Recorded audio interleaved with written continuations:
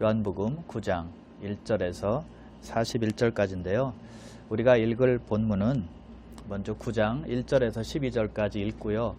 그리고 35절에서 41절 마지막 절까지 읽도록 하겠습니다. 1절에서 12절 먼저 읽습니다. 예수께서 길을 가실 때에 날 때부터 맹인된 사람을 보신지라. 제자들이 물어 이르되 라삐여, 이 사람이 맹인으로 난 것이 누구의 죄로 인함이니까? 자기니까 그의 부모니까? 예수께서 대답하시되 이 사람이나 그 부모의 죄로 인한 것이 아니라 그에게서 하나님이 하시는 일을 나타내고자 하심이라. 때가 아직 낮음에 나를 보내신 이의 일을 우리가 하여야 하리니 밤이 오리라. 그때는 아무 일도 일할 수 없느니라. 내가 세상에 있는 동안에는 세상의 빛이로라. 이 말씀을 하시고 땅에 침을 뱉어 진흙을 이겨 그의 눈에 바르시고 이르시되 실로암 못에 가서 씻으라 하시니 실로암은 번역하면 보냄을 받았다는 뜻이라. 이에 가서 씻고 밝은 눈으로 왔더라. 이 사람들과 전에 그가 거리는 것을 보았던 사람들이 이르되 이는 앉아서 구걸하던 자가 아니냐.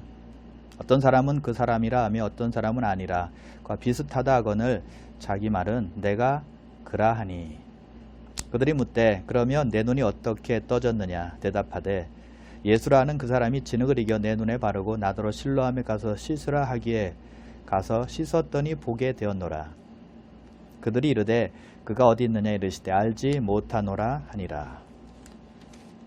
이제 35절부터 읽습니다. 예수께서 그들이 그 사람을 쫓아냈다 하는 말을 들으셨더니 그를 만나사 이르시되 내가 인자를 믿느냐. 대답하여 이르되 주여 그가 누구시오니까 내가 믿고자 하나이다. 예수께서 이르시되 내가 그를 보았거니와 지금 너와 말하는 자가 그니라. 이르되 주여 내가 믿나이다 하고 절하는지라. 예수께서 이르시되 내가 심판하러 이 세상에 왔으니 보지 못하는 자들은 보게 하고 보는 자들은 맹인이 되게 하려 함이라 하시니. 바리새인 중에 예수와 함께 있던 자들이 이 말씀을 듣고 이르되 우리도 맹인인가. 예수께서 이르시되 너희가 맹인이 되었더라면 죄가 없으려니와 본다고 하니 너희 죄가 그대로 있느니라. 아멘. 예수님께서 길 가실 때 나면서부터 맹인된 사람을 만나게 되는데 그때 제자들이 예수님께 그에 대해서 묻습니다.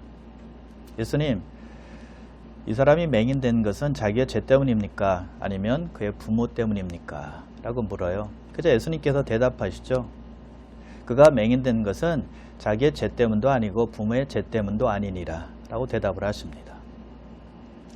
많은 사람들이 잘못 이해하고 있는 것들이 있습니다.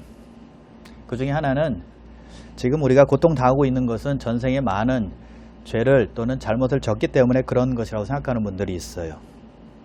전생에 지은 죄 때문에 지금 어려움을 받고 있다는 것이죠. 이런 생각은 그 동방 종교인 카르마에서 나온 생각입니다. 전생의 삶이 현재의 삶에 영향을 미친다라는 것이죠.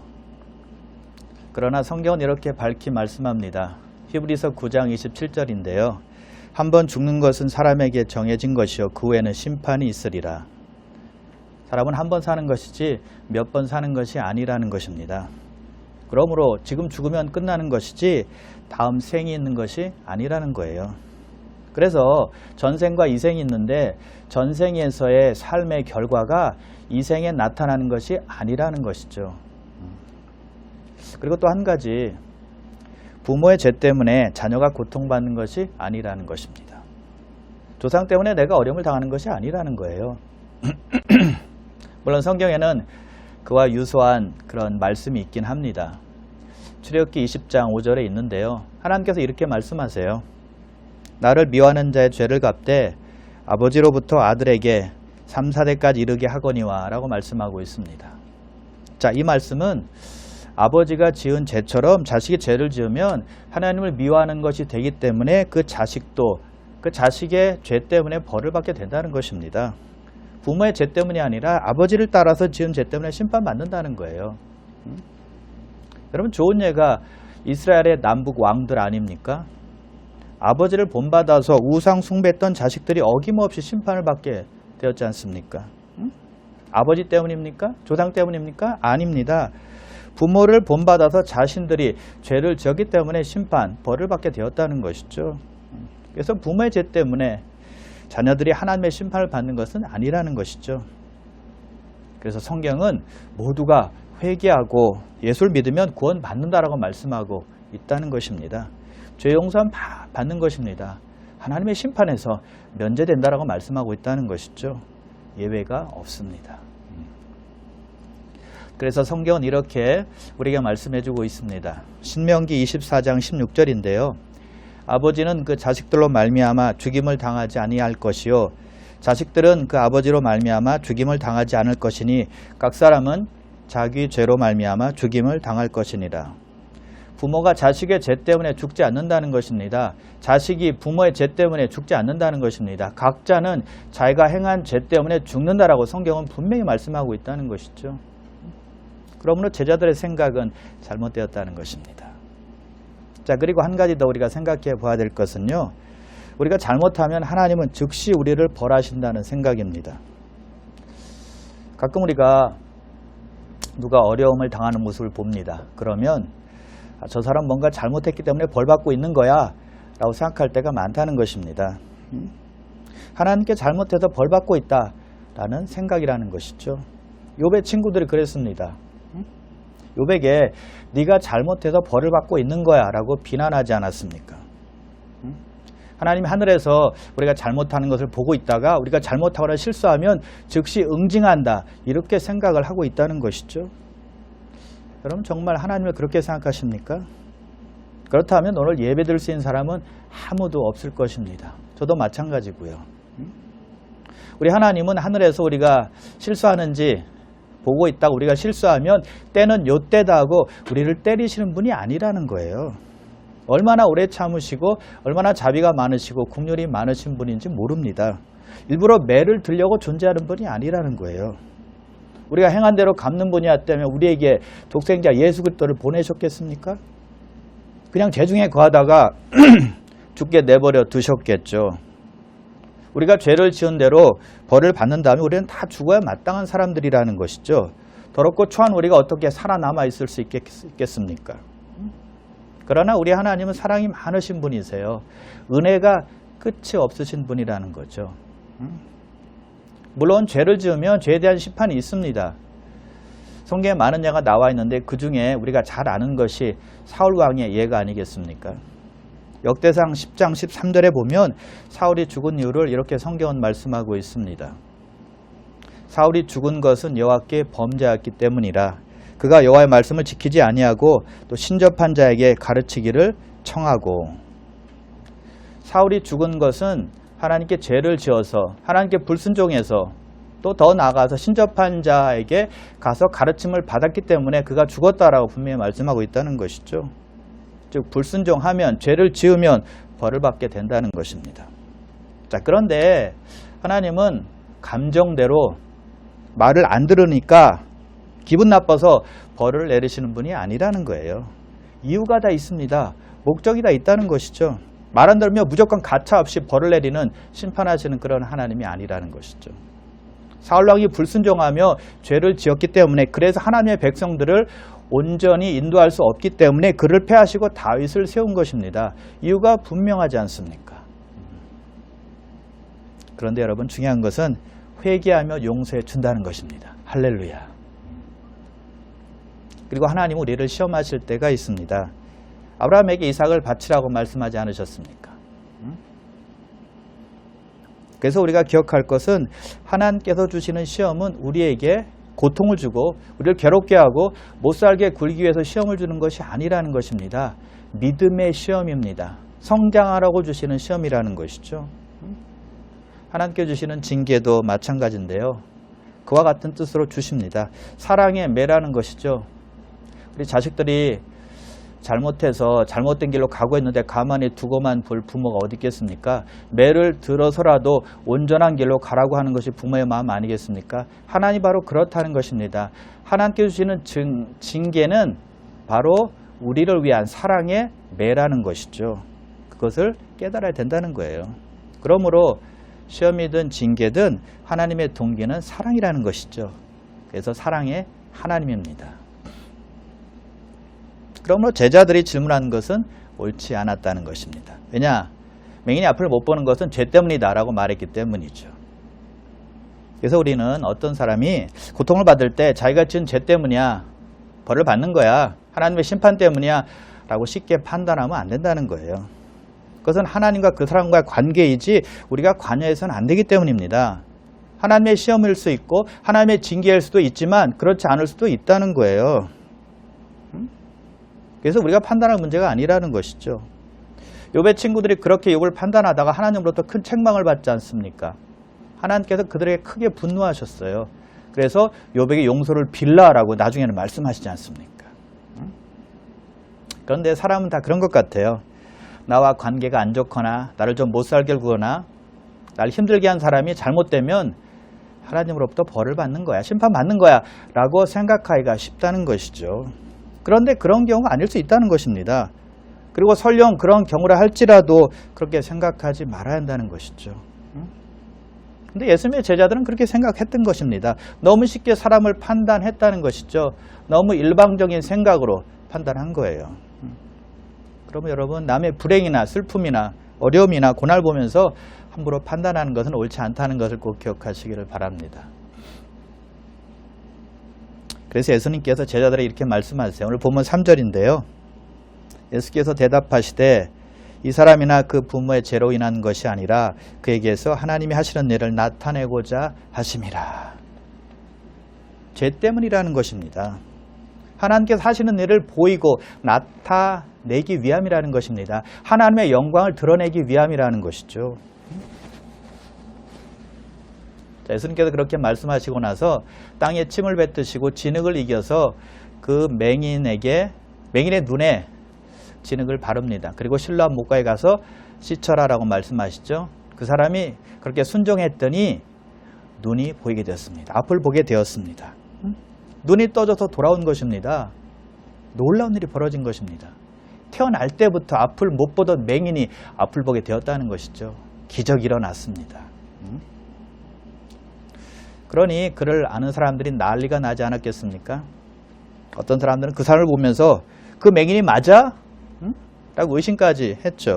또 어떤 사람들은 맞아 그 구걸하던 맹인이 틀림없어 라고 말했고요. 그러자 그 맹인이 바로 자기가 그 구걸하던 사람이었다, 맹인이었다라고 말을 해줍니다. 여러분, 사람들이 얼마나 궁금했겠습니까?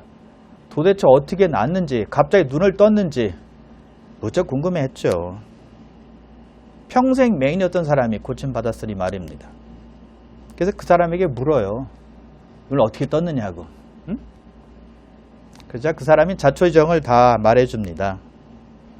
자, 이제는 그의 눈을 뜨게 해주신 예수님께 초점을 맞추게 됩니다.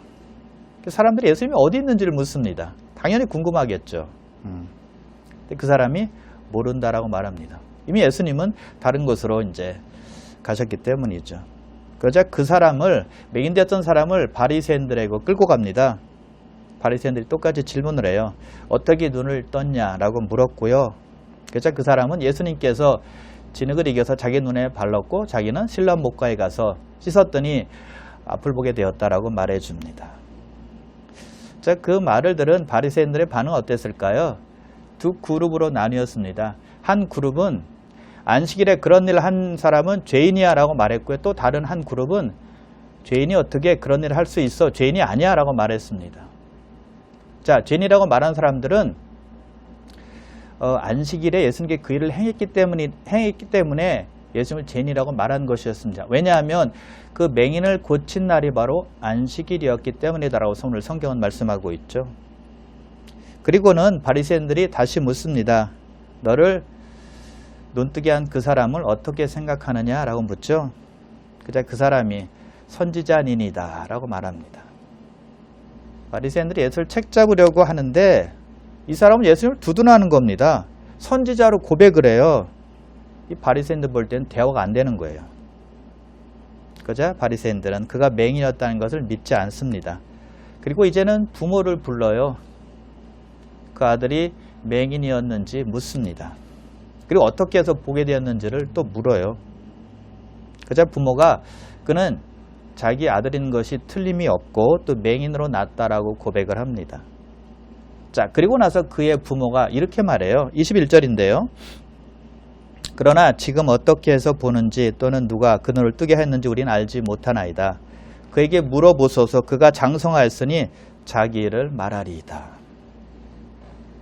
자, 부모님들이, 그의 부모들이 이렇게 말한 이유가 있습니다. 22절에 성경은 이렇게 말씀하고 있죠.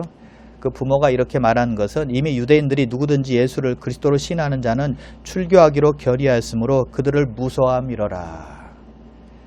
그 부모는 자기 아들이 어떻게 눈을 뜨는지 알고 있었거든요.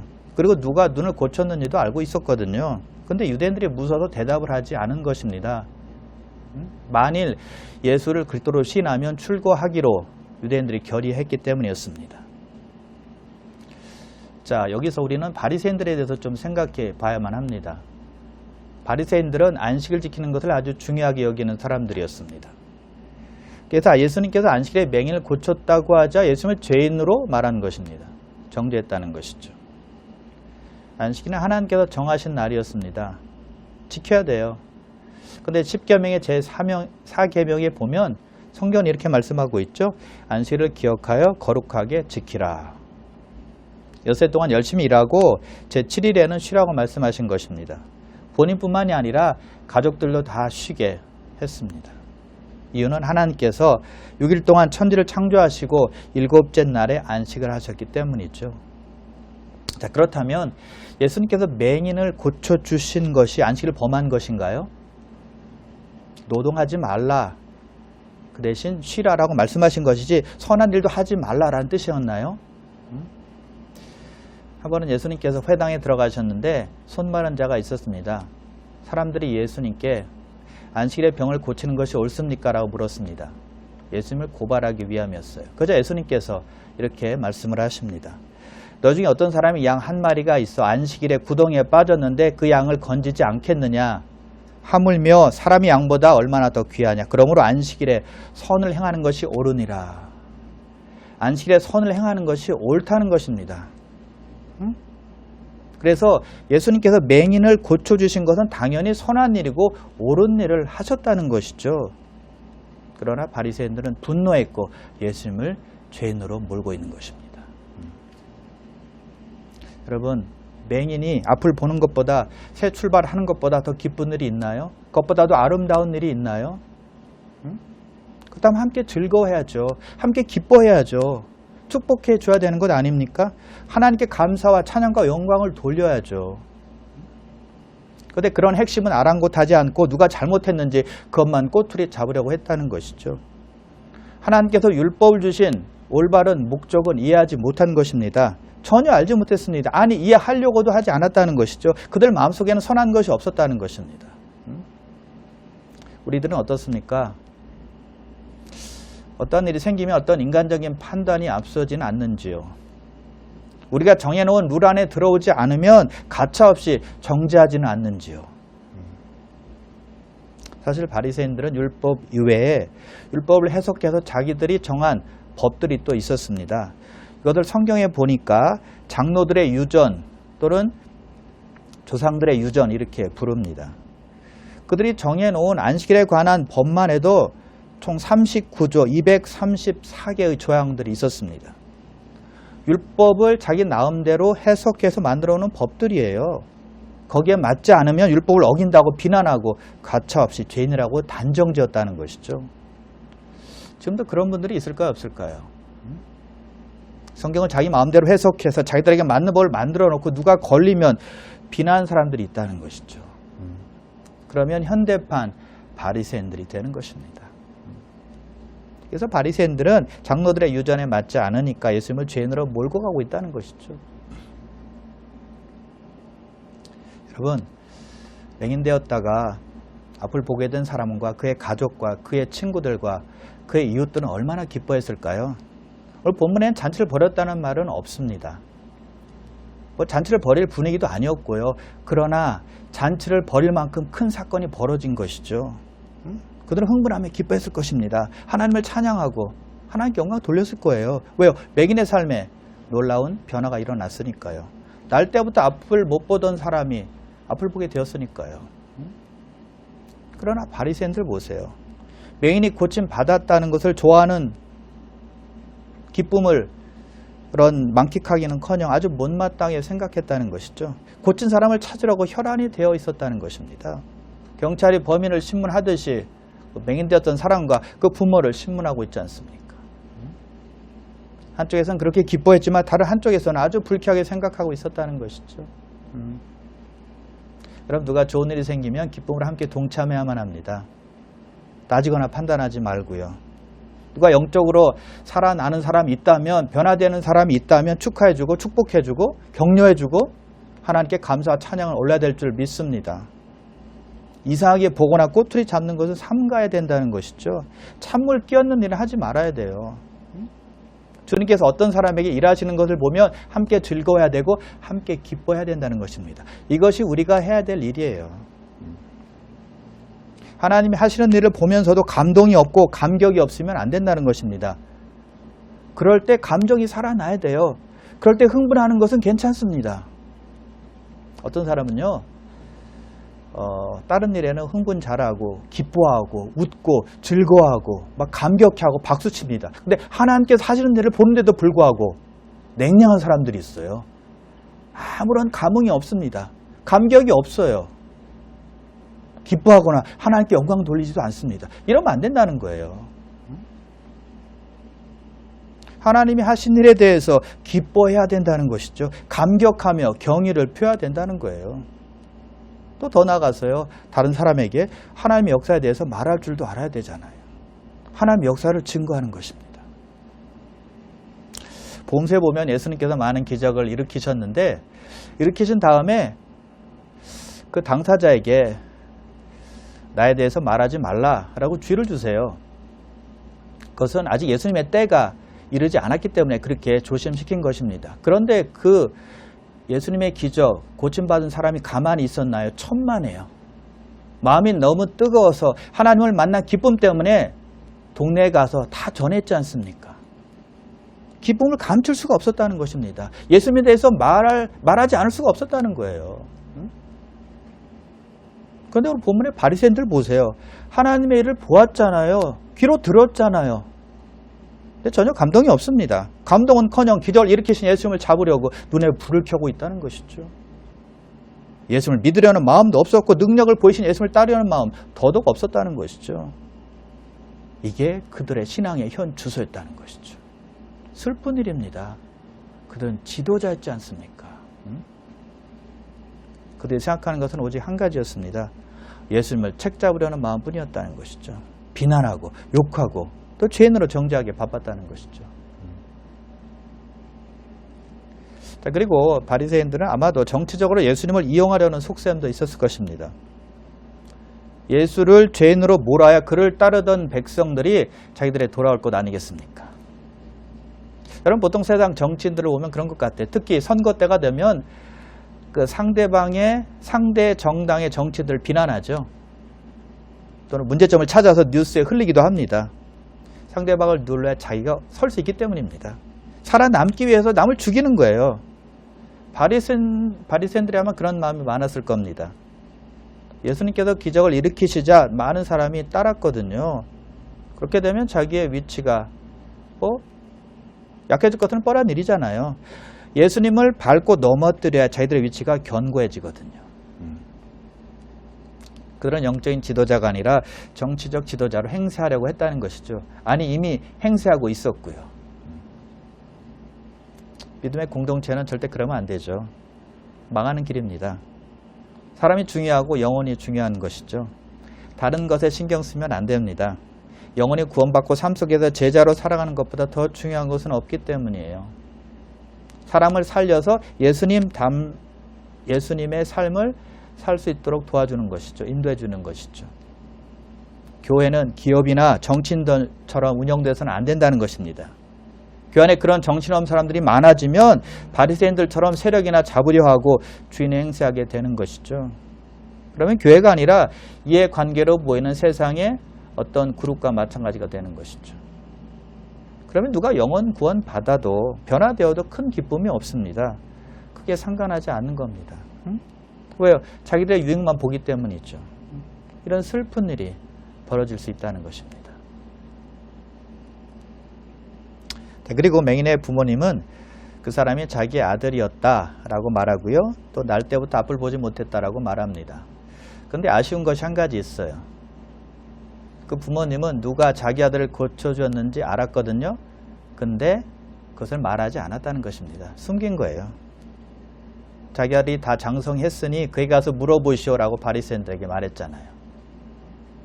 왜냐하면 바리새인들이 예수를 그리스도라고 신하는 자마다 다 출교시키기로 작정을 했기 때문이었습니다.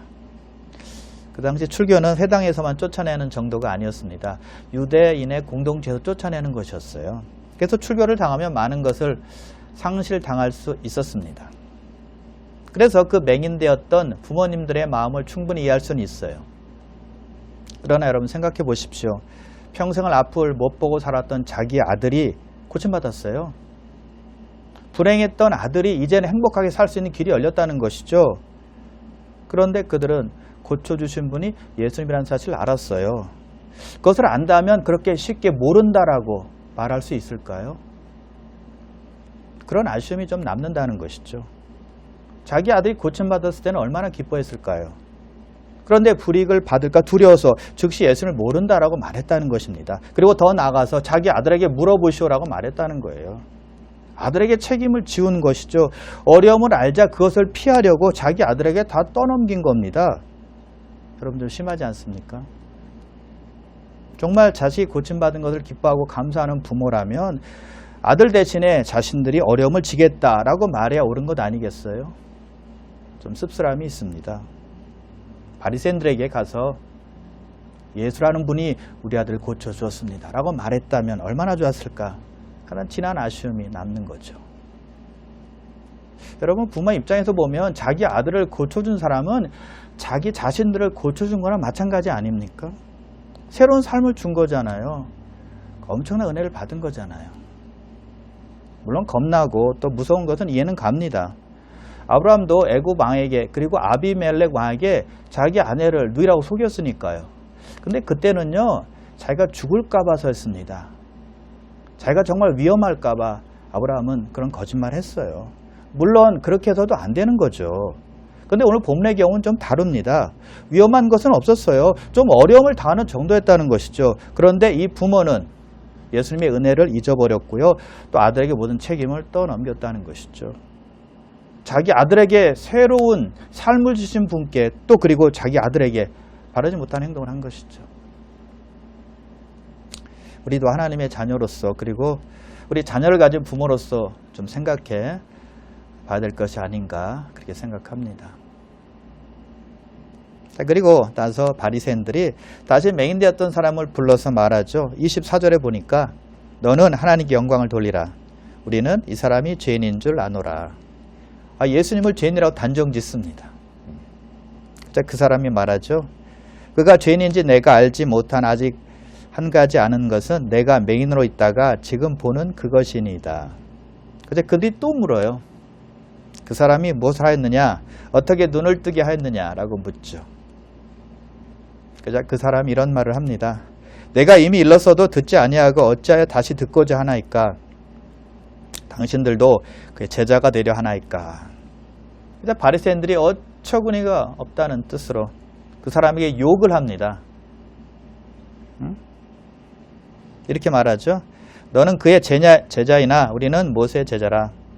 하나님이 모세에게는 말씀하신 줄을 알거니와 이 사람은 어디서 왔는지 알지 못하노라. 그자 맹인되었던 사람이 이런 말합니다. 오늘 보면 30절에서 33절인데요. 여러분 성경 펴셨으면 함께 읽기를 원합니다. 시작. 그 사람이 대답하여 이르되 이상하다. 이 사람이 내 눈을 뜨게 하였으되 당신들은 그가 어디서 왔는지 알지 못하는도다. 하나님이 죄인의 말을 듣지 아니하시고 경건하여 그 뜻대로 행하는 자의 말은 들으시는 줄을 우리가 아나이다.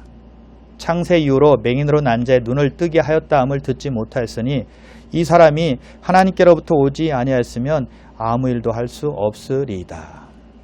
와우, 놀라운 고백을 하죠. 하나님은 죄인의 말을 듣지 않고 경건한 자의 말을 듣는다는 것입니다. 하나님의 뜻대로 행하는 자의 말을 듣는다는 것입니다. 그래서 예수님께서 죄인이 아니시기 때문에 자기를 고쳤다라고 말하고요. 예수님께서 하나님으로부터 오신 분이기 때문에 자기를 고칠 수 있었다라고 고백하고 예수님을 증거하고 있다는 것이에요. 여러분, 그 사람의 부모와 비교되지 않습니까? 그 부모는요, 겁먹고 두려워서 예수님을 시인하지 않았습니다. 그러나 이 사람은, 예수님은 하나님으로부터 왔다라고 시인하고 증거하고 고백하고 있다는 것이죠. 엄청난 차이가 있습니다. 쫓겨날지라도 예수님을 변호하고 있고요, 옹호하고 있다는 것입니다. 목에 칼이 들어와도 예수님 편에 서겠다는 거예요. 예수님이 어떤 분인지 알기 때문에 그분을 믿고 맡기겠다는 것입니다. 자기를 고쳐주신 예수님을 배반하지 않겠다는 것입니다. 여러분, 충성심, 또 그의 신실함 아닐까요? 자기에게 은혜를 주신 예수님을 저버리지 않겠다는 것입니다. 여러분, 그 맹인되었던 사람이 눈을 떴을 때 이제부터 멋지게 살아갈 거야 라고 계획을 세울 수 있었습니다. 이제는 거지 생활하지 않아도 돼요. 이제는 불쌍하게 또 비참한 생활을 더 이상 하지 않아도 되었다는 것이죠. 그런데 그 사람은 예수를 시인하면 출교될 것을 알면서도 예수는 하나님으로부터 오셨다라는 말을 했다는 것이죠. 예수님을 증거했다는 것이죠. 여러분, 놀라운 믿음 아닙니까? 여러분, 그리고 바리새인들과 맹인되었던 사람과의 차이는 무엇이었을까요? 바리새인들은 자기들의 생각, 자기들의 입장, 자기들의 위치, 자기들이 세워놓은 관습과 법에 초점을 맞췄습니다. 그런데 맹인되었던 이 사람은 오직 예수님께만 초점 맞춘 것, 이것이 차이입니다.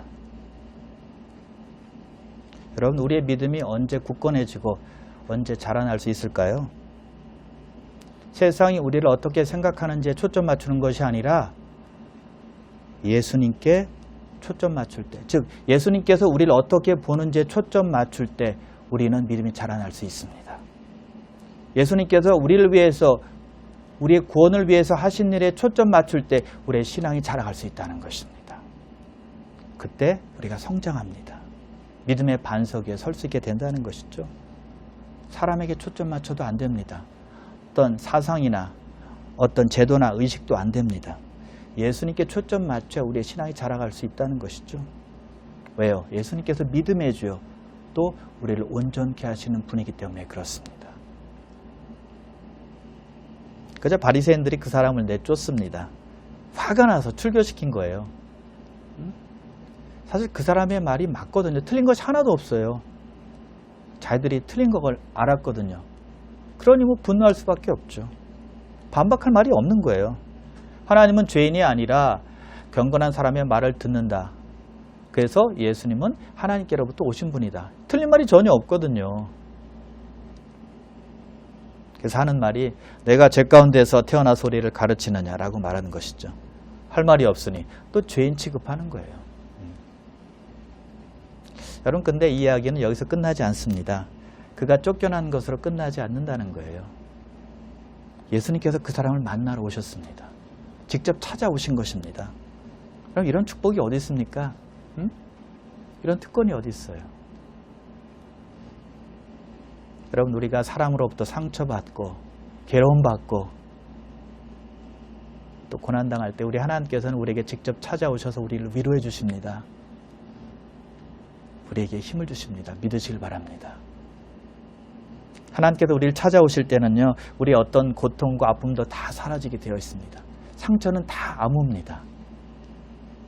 여러분, 맹인되었던 사람이 쫓겨났을 때 얼마나 힘들었겠어요. 그런데 그는 몇십 배의 보상을 받았습니다. 아니, 몇백 배의 보상을 받은 것이죠. 그럼 우리 할 일은 주님께 대한 신실함을 지키는 것입니다. 주님께 대한 충성심을 계속 나타내고 보이고 지키는 것이죠. 그것이 우리의 할 일이고요. 하나님께서 그것을 보기를 원하신다는 것이죠.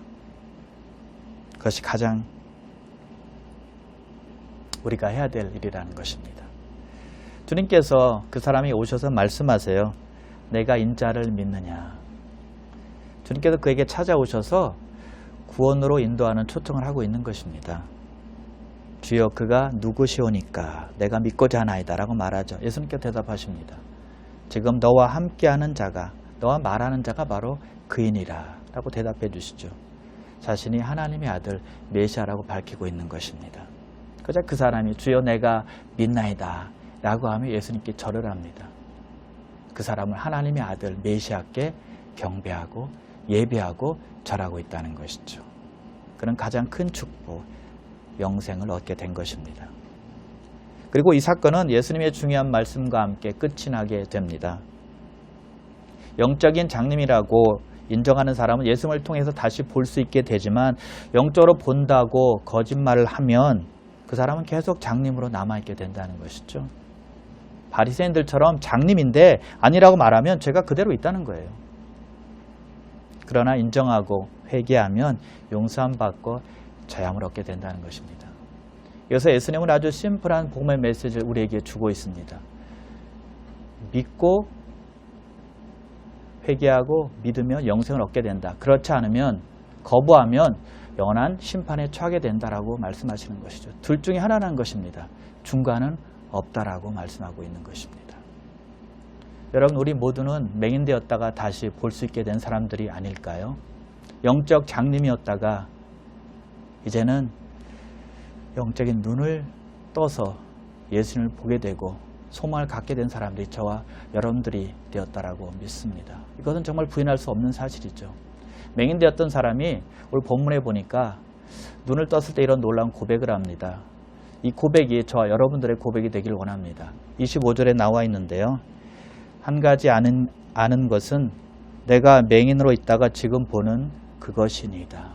One thing I do know, I was blind, but now I see. 내가 전에는 맹인으로 있었지만 이제 내가 아는 것 한 가지가 있습니다. 이제는 내가 본다는 것입니다. 여러분, 우리는 영적 맹인이었습니다. 어둠 속을 헤매고 있었어요. 그래서 소망이 없는 사람이었지만 예수님께서 우리 찾아오셔서 하나님의 은혜로 다시 예수님을 볼 수 있게 되었고 천국의 소망을 두고 살 수 있게 된 줄 믿으시기를 바랍니다. 이 한 가지 은혜로 말미암아 우리는 매일매일의 삶에서 힘을 얻습니다. 위로를 받습니다. 우리가 살아갈 능력을 얻는 줄 믿으시기를 바랍니다. 왜냐하면 우리는 잃었던 생명을 찾았고 영생을 얻었기 때문입니다. 이것이 바로 우리가 아는 한 가지고 이것이 바로 우리가 평생 간직해야 될 하나님의 은혜인 줄 믿으시고 이 말씀 의지해서 늘 승리하며 하나님과 가까이하며 하나님 안에서 살아가시기를 우리 주님의 이름으로 축원합니다. 기도하겠습니다.